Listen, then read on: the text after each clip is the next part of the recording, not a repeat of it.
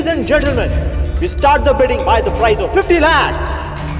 1 करोड़, 1 करोड़, 2 करोड़, 2 करोड़, 3 करोड़, 3 करोड़, 10 करोड़, 10 करोड़। अलाइना जी, आधा शहर तो आप ही ने खरीद रखा है, कुछ छोटे मोटे सौदे हमारे लिए भी छोड़ दीजिए। इस बिजनेसमैन की बात सुनकर अलाइना के चेहरे पर एक कातिलाना मुस्कान आ गई। 50 करोड़।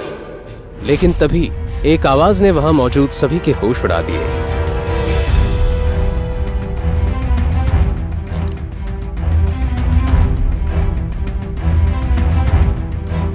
सीधा 50 करोड़? ये कौन है? अरे ये तो डिलीवरी बॉय अभिनव है।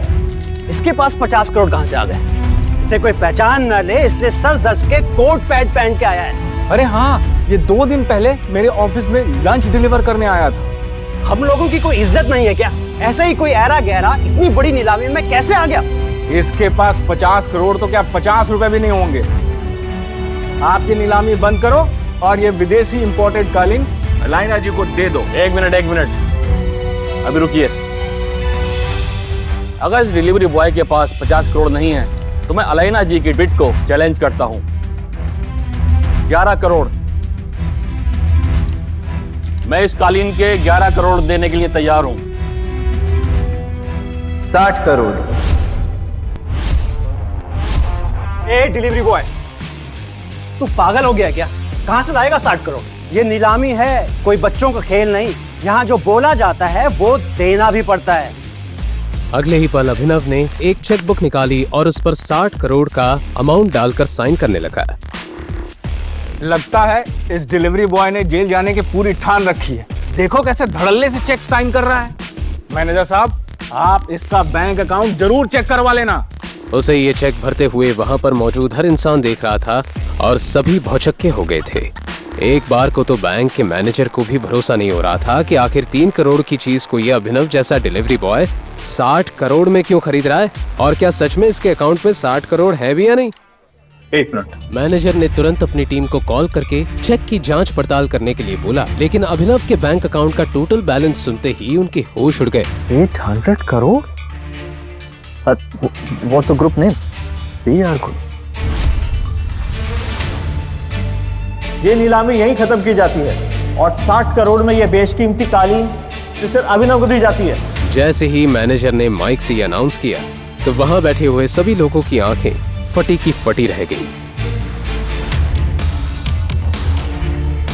अलाइना को समझ नहीं आ रहा था कि जिस अभिनव को अभी तक सब लूजर समझ रहे थे, उसके पास जितने पैसे कहां से आ सकते हैं। वो ये सब सोच ही रही थी कि तभी उसे एक कॉल आया। वो इंपोर्टेड कालीन आपको मिल गई? ये अभिनव करके कोई डिलीवरी बॉय है जिसने 60 करोड़ की बोली लगाई है। मतलब आजकल ये डिलीवरी वालों के पास भी इतने पैसे आ गए कि 5 करोड़ की चीज को 60 करोड़ में खरीद रहा है। आई सो है, ये बस यहाँ से बाहर निकले ना, फिर बताती हूँ इसे। छोड़ूंगी नहीं मैं इसे। अलाइना जी, ये सब सोचने से पहले आप एक बार अभिनव की मूवी भी देखिए।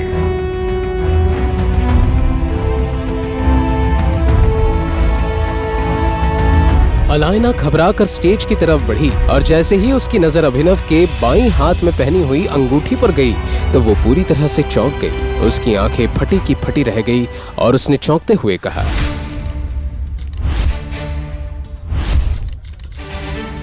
टाइगर। क्या है टाइगर नाम की सच्चाई?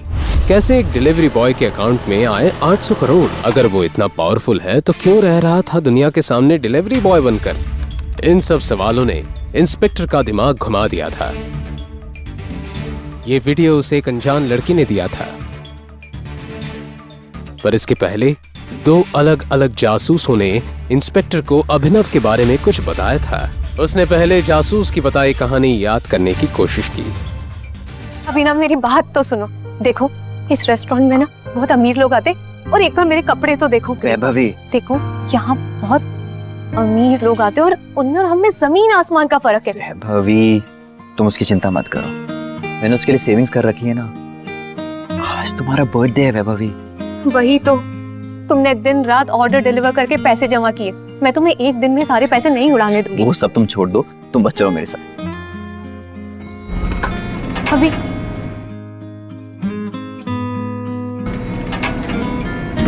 रुको मैं टेबल के लिए देखता हूँ। वैभवी अभिनव को रोकने के लिए उसके पीछे पीछे भागी और जल्दी जल्दी में एक अमीर आदमी से टकरा गई और उस अमीर आदमी के महंगे सूट पर वाइन गिर गई। Are you blind? I'm so sorry sir. Manager को अंदर किसने आने दिया? I'm so sorry sir. इस सूट की कीमत पता है? 20 लाख रुपए, 20 lakh rupees. I'm so sorry sir. मुझसे बहुत बड़ी गलती हो गई। मैं इसी वक्त यहाँ से चली जाऊँ। तुम्हें क्या लगता है मैं तुम्हें ऐसे ही जाने दूंगा? 20 लाख का सूट है, 20 लाख दो और यहाँ से चली जाओ, वरना क्या?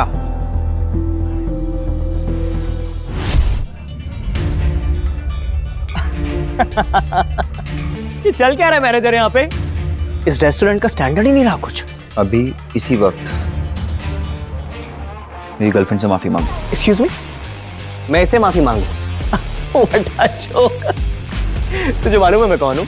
वैभवी उस अमीर आदमी और अभिनव के बीच हो रहे झगड़े को देखकर बहुत घबरा गई।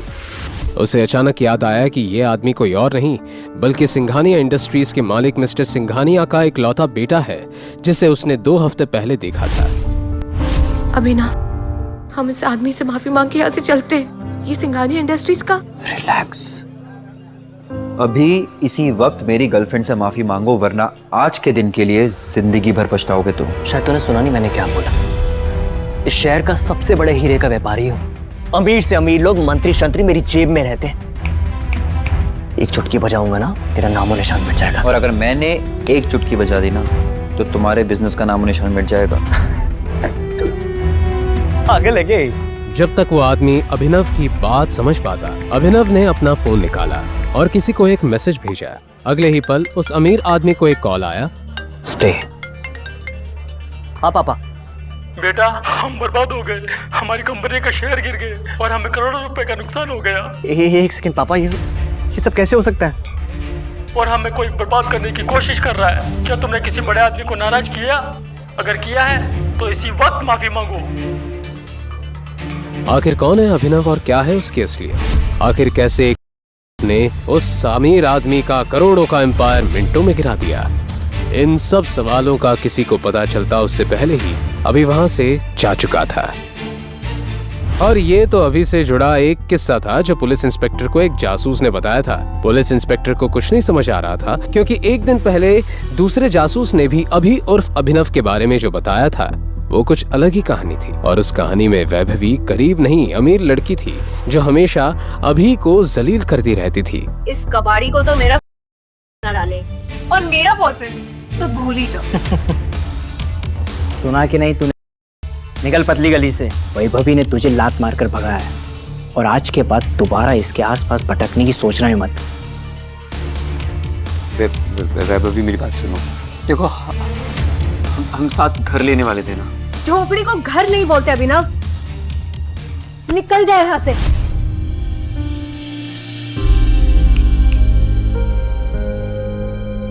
अभिनव की आंखों के सामने उसकी गर्लफ्रेंड वैभवी किसी और की हो गई। उसे यकीन नहीं हो रहा था कि पैसों के लिए वैभवी उसे इस कदर धोखा देगी। उसका सीना दर्द से फटा जा रहा था। अभिनव पूरी रात सड़क पर शराब पीता रहा और अपनी किस्मत को कोसने लगा। हे भगवान, वो जन्नत को इससे बेहतर तो उठा ही लेता। अभिनव नींद और नशे में बेसुध था। एक कार के सामने आने ही वाला था कि इतने में कार के ड्राइवर ने ब्रेक लगा दिए। उस कार में गुड़गांव का अमीरजादा सनी सिंह बैठा था।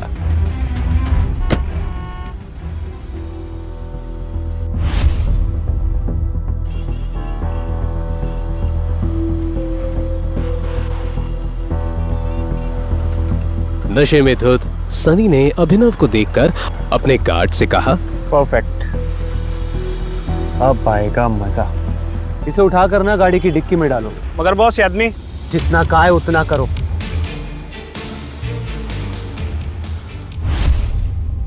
क्या था सनी का प्लान? अगली सुबह जब अभिनव की आंख खुली तो वो एक खूबसूरत लड़की को अपने बगल में देखकर हैरान रह गया था। लेकिन उससे पहले कि वो कुछ समझ पाता, बंदूक ताने खड़े 2 आदमियों को देखकर वो चौंक गया। कौन लोग हो तुम? और मैं यहाँ कैसे? सनी की बहन अनन्या को अपनी आंखों पर यकीन नहीं हुआ। उसने किसी और के साथ रात गुजारी है।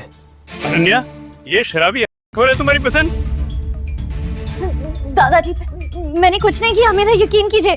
मैं इसे जानती तक नहीं, मुझे नहीं पता ये यहाँ कैसे आ गया। अनन्या, तुम इस घर के नियम तो बखूबी जानती हो ना? आज से ये लड़का हमारा दामाद हुआ। दादाजी बस अंकल अगर तुमने कोई नियम तोड़ा, तुम्हारे नाम होने वाली कंपनी सनी के नाम हो जाएगी। बस इन्हें कोर्ट लाने की तैयारी करो।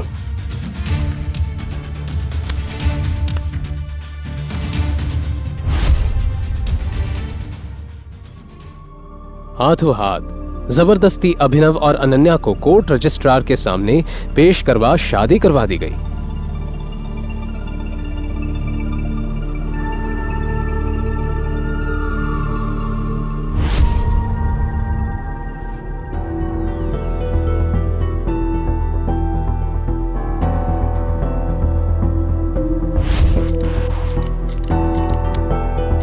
शादी होते ही दादाजी ने अभिनव को अकरम की पार्टी में भेजा, जहां न चाहते हुए भी अभिनव का सामना उसके एक्स गर्लफ्रेंड वैभवी से हुआ। अरे तुम यो बुके डिलीवर करने आए होंगे ना? तुम्हें इस लेविश पार्टी में देखकर ना मुझे उल्टी सी आ रही है। वैभवी अपने मुंह से कुछ और आग उगलती उससे पहले अभिनव के पीछे से उसकी बीवी अनन्या की आवाज आई। बेबी।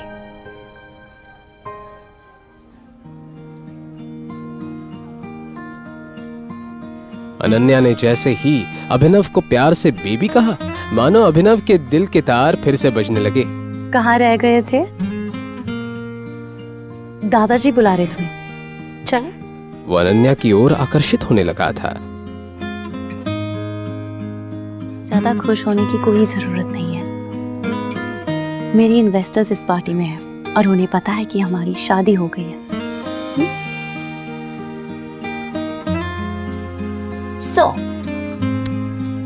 केक मेरे हस्बैंड अभिनव। हाय। अभिनव ने हाथ मिलाने के लिए जैसे ही अपना हाथ बढ़ाया, उस इन्वेस्टर की नजर अभिनव की उंगली में पहनी एक रिंग पर गई जिसमें टी लिखा हुआ था। उस इन्वेस्टर के पसीने छूट गए और वो बोला, ये नहीं हो सकता, इट्स इम्पॉसिबल।